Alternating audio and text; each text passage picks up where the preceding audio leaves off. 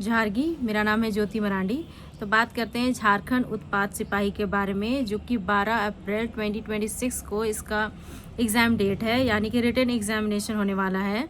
उसमें अभी बहुत बड़ी गड़बड़ी नज़र आ रही है। मतलब बहुत सारे स्टूडेंट्स का कंप्लेन है कि जेएसएससी ने क्या किया है कि जिसका जो लैंग्वेज पेपर था वो गड़बड़ी हो गया है। किसी ने खोरटा लिया था तो उसका संथाली कर दिया गया है, जिसने हिंदी लिया था उनका कुछ और लैंग्वेज कर दिया गया है। तो ऐसे काफ़ी सारे स्टूडेंट्स हैं जो अपनी जो उनकी शिकायतें हैं वो जेएसएससी के ऑफिस में गए थे और उन्होंने वहाँ के जो सचिव हैं उनसे बात की।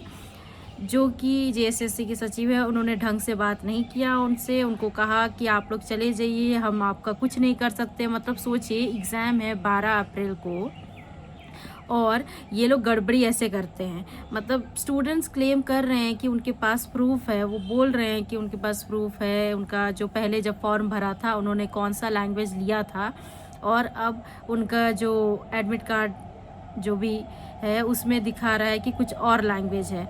ऐसे में स्टूडेंट्स बहुत कन्फ्यूजन में हैं, उनको समझ नहीं आ रहा है कि वो क्या करें, क्योंकि अब लैंग्वेज पेपर चेंज कर दिया। इसका मतलब कहाँ से वो लोग तैयारी करेंगे और क्या तैयारी करेंगे। लैंग्वेज पेपर जब चेंज हो जाएगा तो मतलब चेंज हो गया एक पेपर, और बाकी चीज़ तैयारी करके और एक पेपर में आप नहीं दे पाएंगे या उसमें फ़ेल हो जाएंगे तो फिर तो आप पूरा फेल ही कहलाएंगे ना।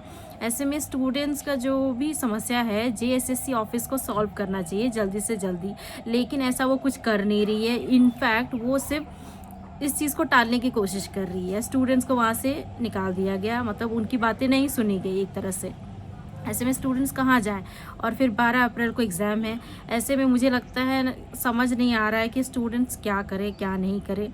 अब लास्ट में ऑप्शन बचता है यही कि जेएसएससी ऑफिस के पास फिर भी सब स्टूडेंट्स को जाना चाहिए। जिन जिन स्टूडेंट्स का तकलीफ़ हो रहा है कि उन्होंने जो लैंग्वेज पेपर लिया था वो गलत मतलब अब हो गया है उनका, तो उनको फिर भी उनके पास जाना चाहिए। क्योंकि अगर आप ऐसा ही वेट करते रहेंगे, 12 अप्रैल तो आ ही गया, कितना ही टाइम बचा है, 4-5 दिन बाद ही आ जाएगा और एग्ज़ाम होगा। और वैसे भी इतने सालों से एग्ज़ाम नहीं हुआ है, और ये जेएसएससी हो चाहे जेपीएससी हो, दोनों को बहुत मज़ा आता है स्टूडेंट्स के साथ खिलवाड़ करने में।